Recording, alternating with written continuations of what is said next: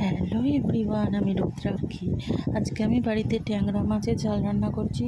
তার জন্য প্রথমে আমি একটা পেস্ট বানিয়ে নিয়েছি। পেঁয়াজ, আদা, রসুন, কাঁচা লঙ্কা, টমেটো এটা পেস্ট করে নিয়ে এবার কড়াইতে তেল দিয়েছি। তেলের মধ্যে এবার মাছগুলো ভেজে নিচ্ছি। আমার আর হাজবেন্ডের মাছ দুটো। তো মাছগুলোকে খুব ভালো করে ভেজে নিয়েছি, একদম লাল লাল করে। তারপর কড়াইতে আলু দিয়ে দিয়েছি। আলুটাকে এবার আলাদা করে একটু ভেজে নেব। আলুটাও একটু লাল লাল করে ভাজতে হবে, নাহলে খেতে একদমই ভালো লাগে না। তো আলুটা দেখো আমি একদম লাল লাল করে ভেজে নিয়েছি। তো আলুটা এবার তুলে নেব। তুলে নিয়ে আবার ওই তেলের মধ্যেই আমি গোটা গরম মশলা আর তেজপাতা ফোড়ন করে নিয়েছি, এলাচ, দারচিনি আর লবঙ্গ দিয়ে এবার তার মধ্যে আমার কিছু কুচনো পেঁয়াজ কিছুটা দিয়েছি। কিছুটা তো আমি পেস্টে বেটে নিয়েছিলাম, আর কিছুটা পেঁয়াজ রেখেছিলাম কুচনো, সেটা দিয়েছি। তারপর ওর মধ্যে একটু নুন দিয়েছি যাতে তাড়াতাড়ি মজে যায় পেঁয়াজটা। তো পেঁয়াজটা একটু ভালো মতন করে ভাজা হয়ে গেলে বাদামি বাদামি রঙ হয়ে গেল যখন, তখন আমি যে পেস্টটা বানিয়ে রেখেছিলাম সেটা আমি দিয়ে দিয়েছি। আদা, রসুন, পেঁয়াজ, কাঁচা লঙ্কা, টমেটো একসাথে করে যে পেস্টটা করেছিলাম সেটা দিয়ে দিলাম। দিয়ে একটু নাড়াচাড়া করে একটু কষিয়ে নেব।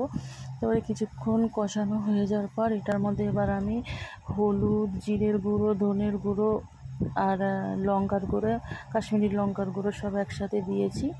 দিয়ে এবার যেহেতু আমি কাঁচা লঙ্কা অনেকগুলো দিয়েছিলাম সেই জন্য আমি লঙ্কার গুঁড়োটা কম দিয়েছি, আর কালারের জন্য কাশ্মীরি লঙ্কা গুঁড়ো দিয়ে এবার একটু জল দিয়ে কষিয়ে নিয়েছি। মশলা থেকে তেল ছেড়ে যাওয়ার পর এটার মধ্যে আমি ভেজে রাখা আলুগুলো দিয়ে দিয়েছি। এবার আলুগুলো দিয়ে আর একটু কষিয়ে নেবো যাতে একদম বোঝা যায় যে কষানো হয়ে গেছে। ফোন চলে এসেছিলো, হঠাৎ করে হয়ে গেছে। তো হ্যাঁ, এবার দেখো আলুটা কষানো হয়ে গেছে। তারপরে আমি জল দিয়ে দিয়েছি। এবার জলটার মধ্যে আলুগুলোকে সিদ্ধ করার জন্য পরিমাণ মতন জল দিয়েছি। এবার জলটা ফুটে আসলে নামিয়ে নেব গরম মশলা গুঁড়ো দিয়ে, আর মাছগুলো দিয়ে দেবো এবার। তো মাছগুলো দিয়েছি। মাছগুলো দিয়ে এবার খানিকক্ষণ ফুটিয়ে নেব। ফোটানো হয়ে গেলে এর মধ্যে গরম মশলা গুঁড়ো একটু দিয়ে নামিয়ে নেব। নামিয়ে নিলেই আমার ট্যাংরা মাছের ঝাল রান্না একদমই কমপ্লিট। তোমরা এইভাবে করে দেখতে পারো, আশা করি ভালো লাগবে। আমি ফার্স্ট টাইমই করেছি ট্যাংরা মাছ, আগে কখনো রান্না করিনি। তো ভালো লাগলে শেয়ার করে দিও। আর ধন্যবাদ, সবাই ভালো থেকো।